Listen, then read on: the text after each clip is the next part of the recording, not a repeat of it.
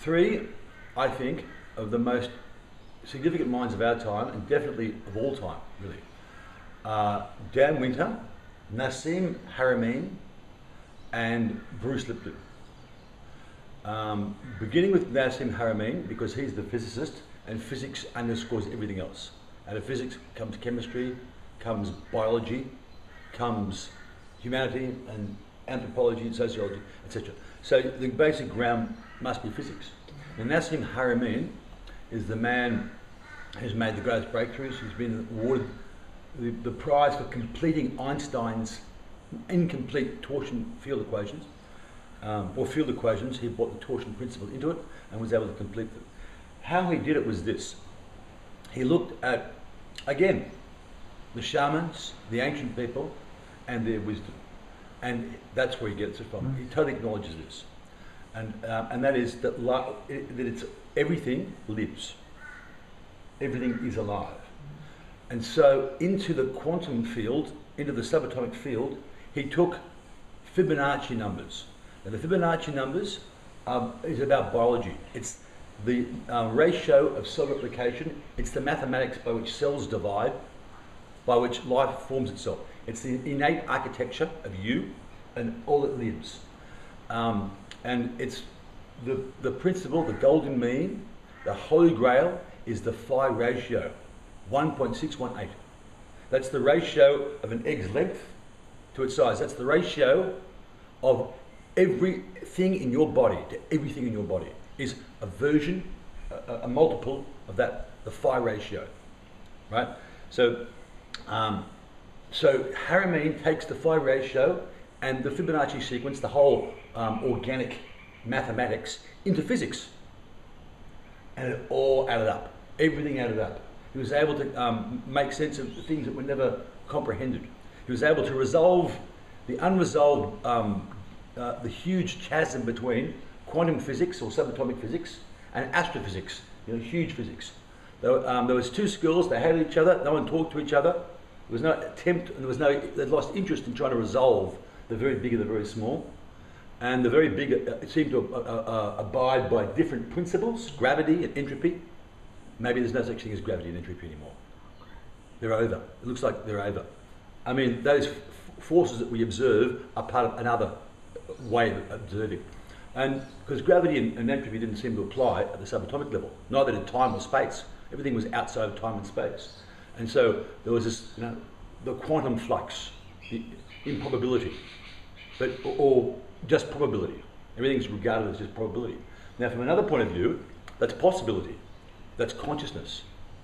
The quantum field is just latent consciousness, which is our consciousness. So we are the quantum field. We're an expression of it. And so Dan Winter, as a electrician, he's an electrical engineer originally. He's looking at biological systems.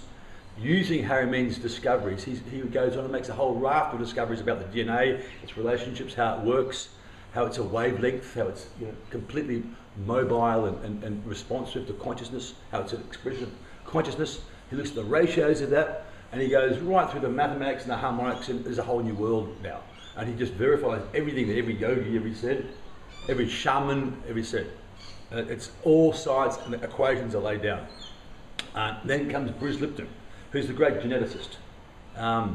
He comes off like a sort of a New York Yiddish comedian, but he's the greatest geneticist.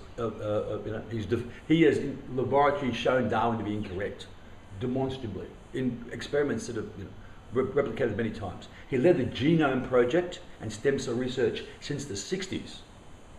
And he said, DNA, your genes, do not determine you at all. Consciousness determines you. It comes from the field of thought and feeling, which is the quantum field, as described by these guys. Give it whatever name you like, call it orgone, chi, the force, baraka, whatever you like. It's the same name for the innate substance that manifests all forms. It's consciousness, and every individual is a bubble of that. And the bubble is part of the ocean ultimately. So Lipton has developed ways, rapid ways, in which you can affect your own DNA positively, overcoming disease, never needing any medicine. This guy was a professor of medicine at Harvard with a PhD in genetics. He led the genome project under Reagan, working for the biggest pharmaceutical companies and the biggest universities in the world, totally defeats the paradigm that we are genetically determined, that there's any race or gene better than anyone else's, that every human being has every human being's DNA. No one, your DNA, we're identical. Yeah. We're not different at all, identical. What changes is consciousness. DNA is just blueprints. You've got 30,000 blueprints, which have each one of them another 30,000 possibilities, another 30,000 possibilities like that. It goes down the line of manifestation, right? And consciousness chooses to adopt certain blueprints. Unconsciously, that is, can be, it's lucky or not. Lucky if you get the right, the right culture, the right consciousness that supports a certain way of being. Unlucky, you've been fucked over, you've suffered, and you'll replicate this in your DNA. Consciousness is the way forward, obviously, and everyone is exactly the same. Everyone, except there's only two races, X and Y, male and female. Yeah. That's the distinction. All the way down the quantum field, that's the only point where there is a distinction. So, and this is now hard science. This is not now undefeatable by the old system of entropy. The universe has got enough energy, not got enough energy to survive. It's going to die one day. It's all going to, entropy. There's no such thing as entropy, because there's infinity. And if there's infinity, there can't be entropy. There can be change. Yeah. There's change, is dynamic and constant, but there is infinity, and that's a permanent, and that's eternity. So we live in constantly changing eternity. But we can make those changes positive and beneficial when we take consciousness on and get rid of the division. And human beings are cells of a larger organism called humanity. And only when we get together in that larger organism do we have any meaning. Because as separate individual alienated cells, we don't mean that much.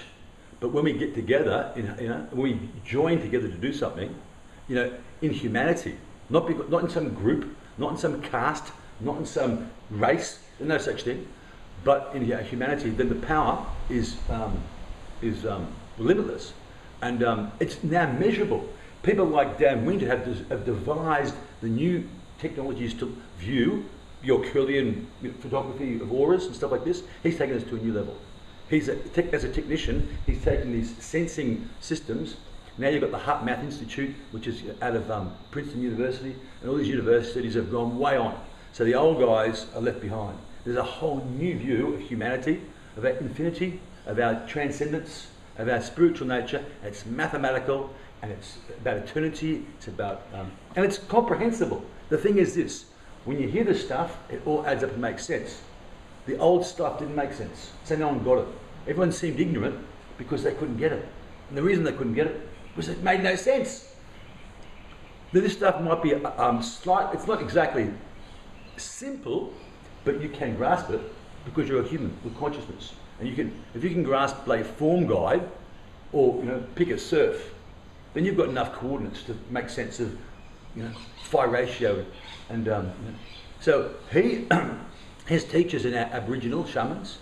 Dan Witt is very interested in indigenous culture here in this country. That's why he comes here a lot, because he says there's lots of people here who haven't had their sublime consciousness sort of destroyed, and they can walk the song lines. And he understands that humans must get together because we and our planet are one. And he's saying that here is the danger. Right now, from the center of our galaxy, there's a spreading thing called a torsion field. And that's coming towards us, and it comes towards us in a pulse which is 65 million year pulses. And it has this effect. It tends to sort of like do a bit of damage, but then again, and then create some evolution at the same time. The old models sort of die out, and the new models sort of, and this seems to be now part of the record. David Wilcock is very good on that. He's another mystic scientist sort of guy. But so that will, it's heating up our sun, which is heating up all the planets, but it won't fry us. It'll just speed up our frequencies, and those who can't deal with it aren't going to be able to survive. So it's going to tend to support the more conscious, integrated systems of mind, rather than the old side, the older, the dinosaurs, the killers, the warmongers, the haters, those who, which is like cancer in the body of the humanity, you know, divide and conquer sort of thing. So that old paradigm is not only becoming redundant intellectually, according to these guys, the torsion fields coming across are going to change the DNA structures and support the DNA, which will be evolutionary rather than counter-evolutionary. Anyway. And I'm Frank Coorky, and thank you very much. I'm Frank Coorky. Thank you very much. This presentation comes to you free from the quantum field. I'm just channeling. Channel 000.